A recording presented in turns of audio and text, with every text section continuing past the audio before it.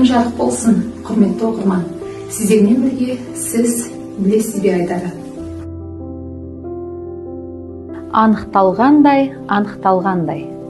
Жеткіншек өзінің 35 жастағы әкесімен бірге Астанадан Шу облысының Тоқмақ қаласына қонаққа келген еді. Анықталғандай, қар басып тұрған темір тұлпарды көріп, оны иемденуге бел буған. Сөйлем басындағы анықталғандай сөзі орыс тіліндегі стало известно тіркесінің сөзбе-сөз аудармасы. Мұндай құрылым қазақ тілінің жүйесіне жат. Анықталғандай сөзін түсіріп тастаса да, сөйлемге нұқсан келмейді. Оның орнына қазақ тіліне тән етістік тұлғаларын қолдануға болады. Дұрысы, жеткіншек 35 жастағы әкесімен бірге Астанадан Шу облысының Тоқмақ қаласына қонаққа келіпті. Қар басып тұрған темір тұлпарды көріп, оны иемденуге бел буған екен.